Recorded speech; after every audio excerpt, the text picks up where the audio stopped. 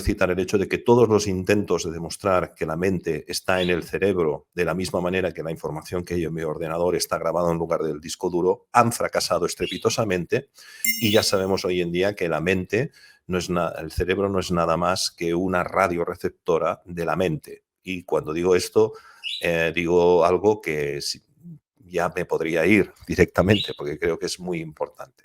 Eso significa que la información del universo no está grabada en una fuente material, sino que simplemente está en un campo no material. Y aquí vamos a una frase que no sé si es de Tesla, porque de Tesla se ha dicho muchas cosas y yo esta frase nunca la he encontrado, pero estoy plenamente convencido de que Tesla, que es el hombre que revolucionó completamente el mundo a nivel tecnológico, hubiera firmado casi con toda seguridad, y os digo que no sé si la publicó, pero en un 99,9% estoy convencido que sí, que es el día que la ciencia se dedique a estudiar los fenómenos no físicos, hará más progreso en unas semanas que en toda su existencia. Es decir, el día que la ciencia se dedique a estudiar la no materia, hará más progresos que en toda su historia. Y physis, de física, significa materia. Como he comentado, hay un antes y un después de las guerras napoleónicas, y eso significa que todo el conocimiento que había antes en las diferentes culturas del mundo tenía importantes elementos en común. Me refiero a que la medicina tradicional china no maoísta, el Ayurveda de la India basado en el Sankhya Yoga, o la alquimia de nuestra ciencia, digamos, de nuestra cultura occidental, y en especial la espagiria, que es la parte aplicada tanto en el reino mineral como en el reino vegetal, tienen importantes elementos y constituyentes comunes. El cambio en el nuevo orden mundial significó la desaparición de todo este conocimiento, que pasó a ser un conocimiento tremendamente ocultado. Lo podíamos llamar esoterismo. Yo prefiero llamarlo magna ciencia o tradición primordial. Este sería Paracelso, el verdadero padre de la espagiria, quizás el espagirista más importante, que nos explicó y nos resumió el principio fundamental a partir del cual la manifestación se produce, que es en la dualidad del principio masculino-femenino, sol y luna, se da lugar al azufre, al mercurio, la sal, la cual derivan en los 4 elementos, tierra, agua, aire y fuego. La ciencia moderna se basa principalmente en varias premisas que se dan total y absolutamente por asumidas de que son ciertas y que hoy en día sabemos que son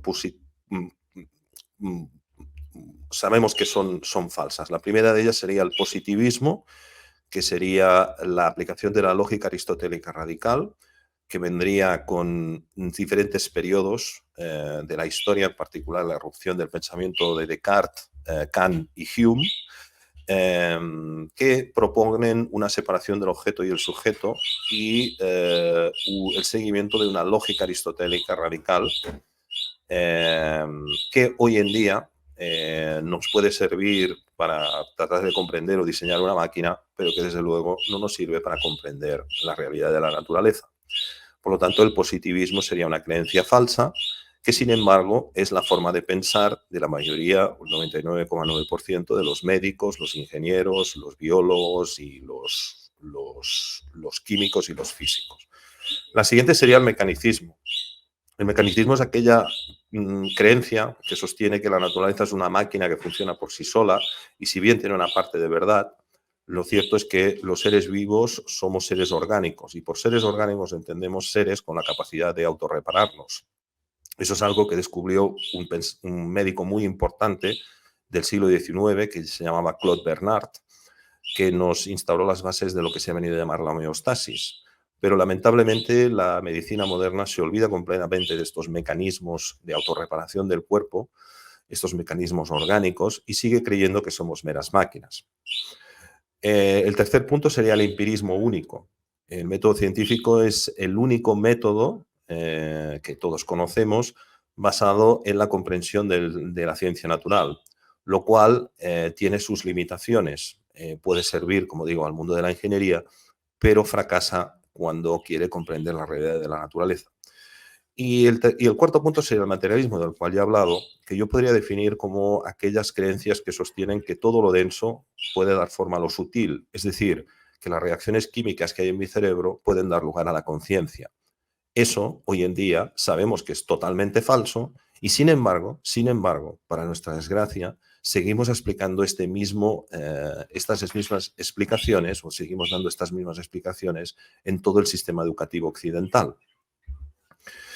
Para eso habría que trascender estos 4 aspectos hacia 4 nuevos horizontes que dibujó mi editor, John Ortega, en una exposición muy interesante.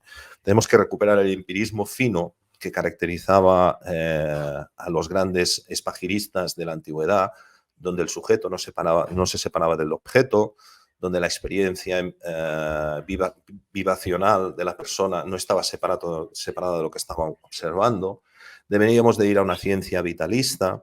De hecho, si yo quisiera entender la evolución de la historia de la medicina, siempre ha habido una dicotomía entre las tesis materialistas y las tesis vitalistas. Esto ya vendría desde la época de Hipócrates.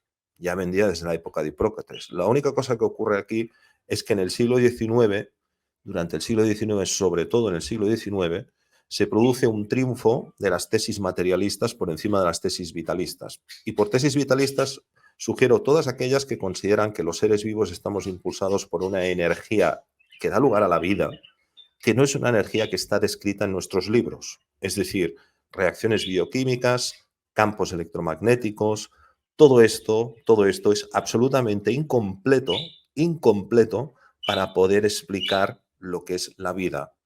Goethe decía, y con más razón que un santo, de que cuando yo cojo un animal y lo disecciono y después trato de juntar las partes, el animal no revive. Y no revive porque esa alma, ese influjo vital, esa energía propia de la vida le ha sido cercenada. Esto puede parecer una cosa muy evidente, pero es que la ciencia moderna, y en particular la medicina, se basa en separar continuamente para tratar de observar pequeñas partes de la totalidad y con eso pretender comprender el todo. Y llevamos 200 años haciéndolo y 200 años fracasando en todos los intentos de describir lo que es la conciencia. El tercer punto sería la organicidad, que estaría relacionado con la homeostasis, ya lo he comentado. Y el cuarto punto es este punto que yo he comentado del postmaterialismo. El postmaterialismo es aquella doctrina filosófica que está surgiendo hoy en día, que ya sugiere que hay una cadena, hay una jerarquía en la manifestación y que esa jerarquía en la manifestación nos indica claramente que lo sutil rige lo denso. ¿Sí? La materia no es nada más que el resultado de una manifestación de lo sutil en lo denso. Y para escenificar esto me gustaría poner una frase de Leonardo da Vinci que decía, situados en el siglo XVII, si quieres entender la naturaleza y no la estás imitando, entonces estás perdiendo el tiempo.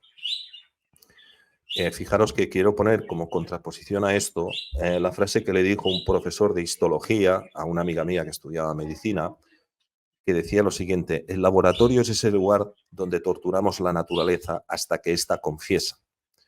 No es baladí lo que estoy poniendo, pero es que esta es la filosofía que quedó, sobre todo después del darwinismo, profundamente impregnada dentro del sistema de creencias de la sociedad occidental moderna y que de alguna manera, como una especie de cáncer, ha contaminado la medicina, la economía, la política, es decir, todo.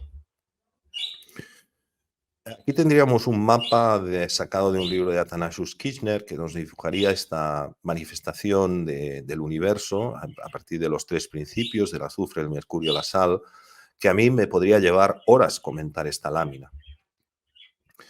De lo poco que ha sobrevivido de este conocimiento, digamos, de Goethe y de los grandes filósofos vitalistas hoy en día, de lo prácticamente poco, a mí me gustaría citar, dentro de los muchos ejemplos que podría citar, este ejemplo que realizó esta señora que tenéis a vuestra derecha, que se llamaba María Thun, era una señora austríaca que demostró que estos rábanos rojos plantados en días diferentes, tenían formas de crecimiento totalmente diferentes. Aquí os podéis fijar que hay rábanos rojos que tienen unas hojas muy grandes y el rábano es muy pequeño, es decir, ha dado una raíz pues con muy mala calidad y viceversa. Y fijaros que hay un día que es el día 24 de abril del año 1995, si no recuerdo mal, porque ahora no lo veo muy bien, pero bueno, el año este en cuestión, donde no hay ningún rábano, porque ese día lo que había era un eclipse. Es decir, esta mujer nos demostró algo que los antiguos conocían muy bien, y es que el cielo y la tierra, es decir, la gran ciencia de la astrología y la gran ciencia de la alquimia, la ciencia de la espagiria, la ciencia de las plantas, la ciencia de lo vivo, estaban conectados, estaban conectados. La astronomía moderna, sobra decir, es una ciencia que nos viene a decir, en resumidas cuentas, de que los planetas están ahí, porque en un momento dado hubo una gran explosión, nadie sabe exactamente por qué, y por efectos del azar, la necesidad y la gravedad, se juntaron piedras en el espacio y se formaron los planetas y las estrellas tal como tenemos hoy en día. Eso es radicalmente falso, y en este horizonte postmaterialista tenemos muy claro que el universo se ha sido creado con un propósito y que todo en el universo tiene un sentido. Aquí podemos ver, por ejemplo, una cristalización sensible en cloruro de cobre, que es una sal que cuando cristaliza nos permite observar unos patrones geométricos en esos cristales. Fijaros que aquí se ha colocado una protección electromagnética a vuestra izquierda y a su derecha ha sido quitada esta protección. Como podéis comprobar, la cristalización ha cambiado mucho. En la izquierda podemos ver unos cristales mucho más bien organizados que a la derecha. Por lo tanto, con esto quiero decir que estas energías sutiles, estos campos etéricos que dan lugar a la materia que nos hablaban los antiguos, no son supersticiones ni mucho menos, sino que hay cientos y miles de experimentos que demuestran que son efectivamente así.